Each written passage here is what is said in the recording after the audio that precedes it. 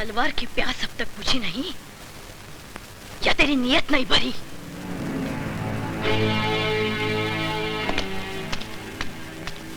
ए बहन, मुंह खोलने से पहले कुछ सोचना चाहिए। जानती नहीं वो कौन है? मुझसे ज्यादा इसे और कौन जान सकता है? ये मेरे पति का कातिल है।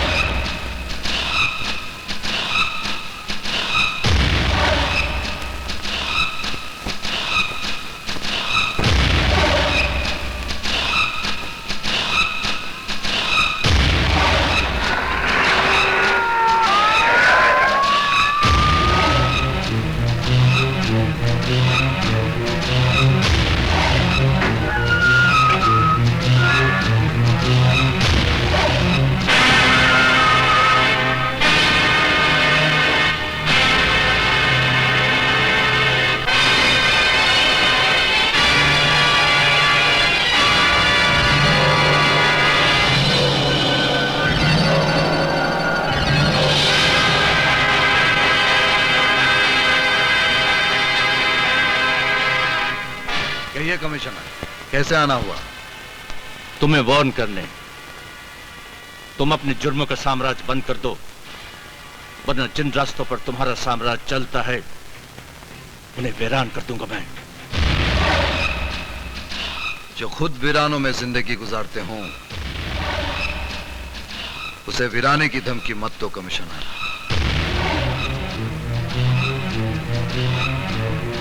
तुम्हारा भी नया नया ट्रांसफर हुआ है। इस शहर के रस्म रिवाज से तुम वाकिफ नहीं हो। फॉर योर इंफॉर्मेशन, मेरी ट्रांसफर हुई नहीं, मैंने खुद करवाई है। और तुम्हारी ये खुशकिस्मती है कि मैं अपने साथ तुम्हारे लिए अरेस्ट वारंट लेकर आया नहीं, क्योंकि मुझे यकीन है कि जग्गा का कत्ल तुमने ही किया है।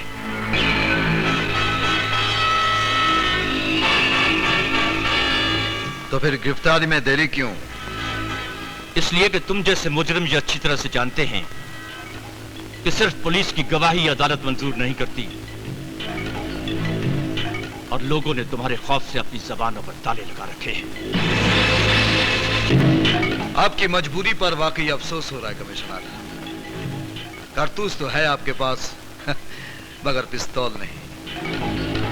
मेरे फर्ज में इतना फौलाद है देवा कि उसमें पिस्तौल भी बन जाएगी और हथकड़ी भी।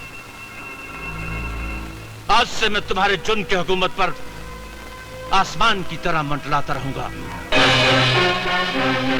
देवा नाम की आग के आसपास की राख बटोरकर कानून के बर्तन को साफ करने की कोशिश करोगे तो बर्तन के साथ साथ उंगलियों में छेद हो जाएगा कमिश्नर। जो फर्ज में अपने बाजुओं को कुर्बान करने का बहाना ढूंढते हैं उन्हें उंगलियों में छेद होने की कोई परवाह नहीं होती। आई चैलेंज यू देवा, आज के बाद तुम एक कदर गुनाह करके दिखाओ तो मैं तुम्हारी इस गैर कानूनी हस्ती को जेल की सलाखों के पीछे फेंक कर दिखा दूंगा। कम से कम एक गुनाह तो और करूंगा कमिश्नर। तुम्हारे सारे हथकंडे बेअसर हो जाएंगे, लेकिन मेरे उस आखिरी गुनाह के बाद तुम्हें सबूतों और गवाहों के झमेले में नहीं पड़ना पड़ेगा, क्योंकि उस दिन गुनहगार देवा खुद बनेगा और गवाह भी देवा ही बनेगा। जुर्म भी मेरा होगा और सजा भी मैं तय करूंगा। अपने गले में सुरी भी डालूंगा और जल्लाद भी मैं ही खुद बनूंगा। भुजंग, देवा की तबाही की तैयारियां शुरू करो। देवा की तबाही तुम्हारे लिए कौन सी बड़ी बात है नेताजी? अब बतख के बच्चे को भी तैरना सिखाऊं? अपनी कुर्सी की चारों टांगों के नीचे देवा की हुकूमत का कब्रिस्तान बना दो। मैं इतना कमजोर नहीं हूं भुजंग जो सरकारी कुर्सी के कंधों पर बंदूक रखकर चलाऊं। तो फिर देवा भी अटरिया पर बैठा कोई कबूतर नहीं है कि ऊंची आवाज में हुर्रे हुर्रे किया तो उड़ जाएगा। देवा गिद्ध है, गिद्ध। जहां मौत मंडराती है ना, वहीं आकर बैठता है। भुजंग की जंग का तजुर्बा तो ये कहता है नेताजी कि खाना ठंडा करके खाओ वरना मुंह जल जाएगा। क्या मतलब? मतलब ये कि देवा के किले में सुराख ढूंढकर वहीं से दीवार तोड़ना शुरू करो। देवा ने जब जग्गा का कत्ल सब्जी मंडी में किया तो सामने विजय की मां पड़ गई और उसने देवा पर यह इल्जाम लगाया कि वही उसके पति का कातिल है। देवा अगर विजय के बाप का कातिल है तो विजय के बारे में इतनी हमदर्दी क्यों जताता है? यही बात तो मेरी शैतानी खोपड़ी सोचने पर मजबूर हो गई है। कोई ना कोई जायज या नाजायज रिश्ता है इनके बीच। अगर रिश्ते का पता चल जाए तो उस रिश्ते की डोर से बड़े प्यार से खेला जा सकता है।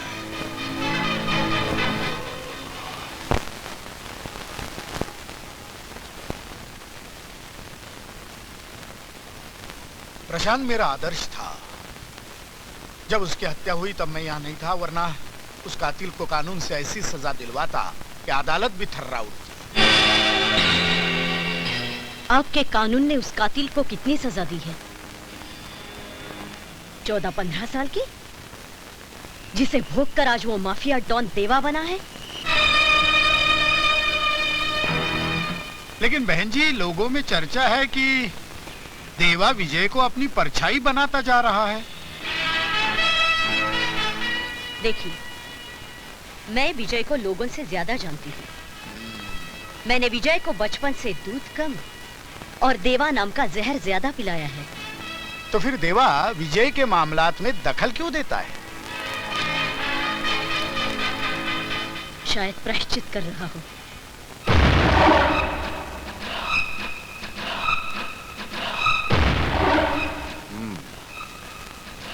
तो मिनिस्टर विजय के घर तक पहुंच गया है। जग्गा की मौत उसके गले से नहीं उतरी, इसलिए बस्ती के जरिए मुझ तक पहुंचने की कोशिश कर रहा है।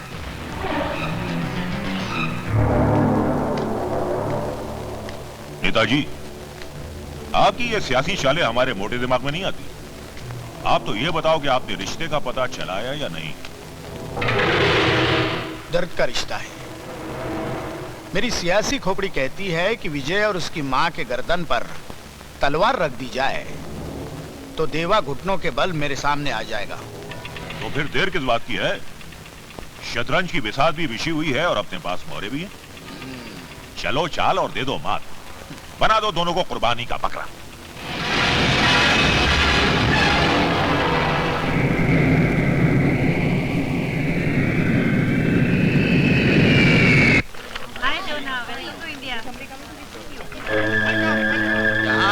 इधर इधर। भैया भैया, अरे खुश रहो खुश रहो। भैया, वंदे मातरम, वंदे मातरम। ये अंग्रेजी हवा में सांस लेना मेरी देसी नाक के लिए सजा हो गई भैया। 16 साल बाद वापस आना, ऐसा लग रहा है जैसे कि कैद से छूटकर आ रहा हूं मैं। वाकई बहुत लंबा हो गया तेरा बनवास। अब शहर की सड़कों पर राज करेगा, राज। अच्छा अच्छा, थैंक यू भैया, thank you very much.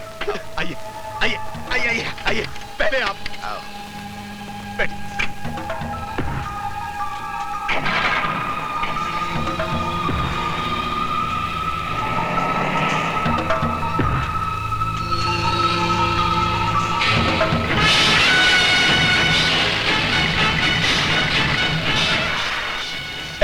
Road क्यों ब्लॉक किया? चल पीछे कर। गाड़ी बंद हो गया साहब।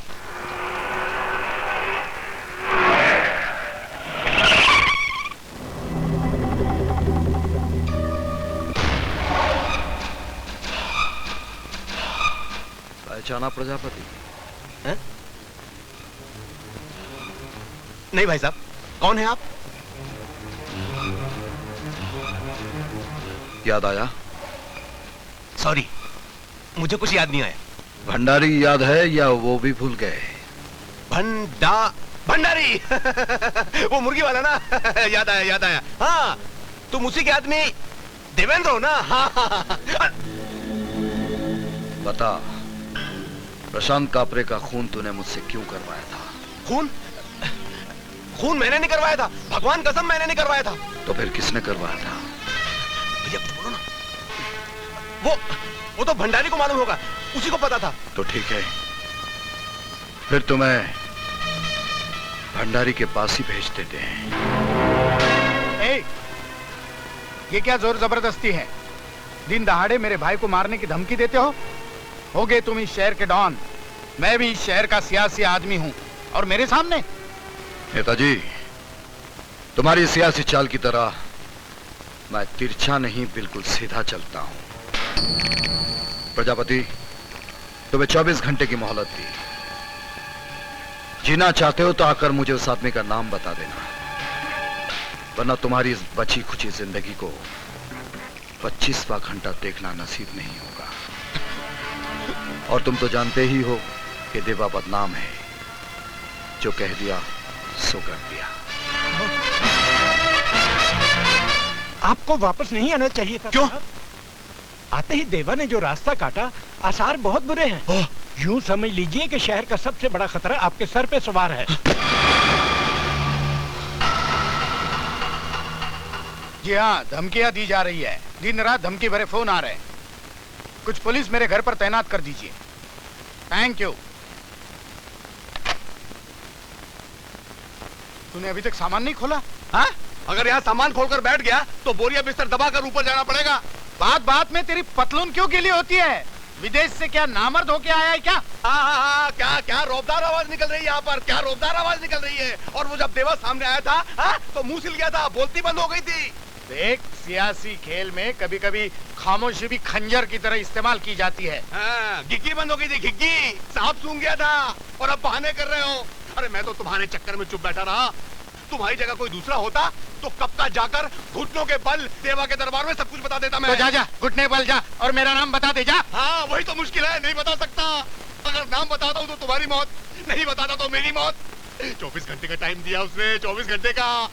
भाई देखो, मुझे किसी सुरक्षित स्थान में छिपा दो। मैं अभी मरना नहीं चाहता भाई, प्लीज भाई। चुप। तेरा विदेश जाना ही ठीक होगा। अगर दोबारा देवा मिल गया ना तो तू मोमबत्ती की तरह पिघल जाएगा। तू दिल्ली जा, 1-2 दिन में मैं तेरा वीसा करवा देता हूँ। जा। थैंक यू वेरी मच भाई, thank you very much. Bye bye, see you.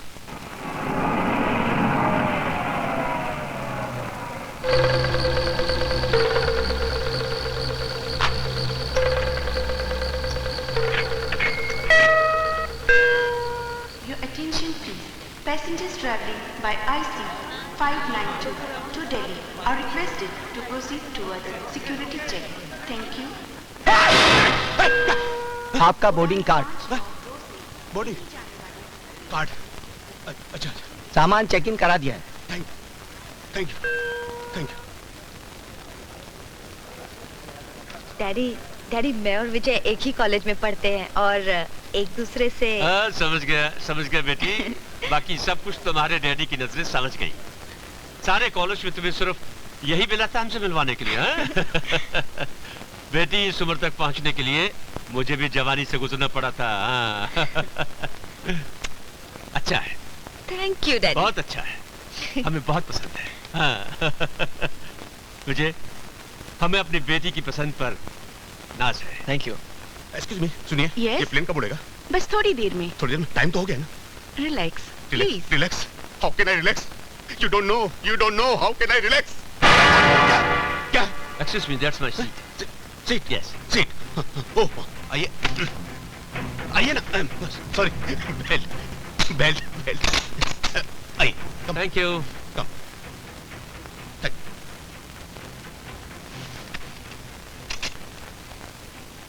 गोली? Would you like to have some? Chocolate? नहीं चाहिए। जय। क्या जमाना आ गया है, टॉफी को गोली बोलती है। डरा दिया। सर, इस प्लेन में बॉम्ब तो नहीं है ना? सॉरी। क्या बात है, आप बहुत घबराए हुए? जी नहीं, मैं नहीं, ठीक है। पहली बार प्लेन में सफर कर रहे हैं? जी नहीं, आखिरी बार। Sorry. Cabin crews, arm all doors, please.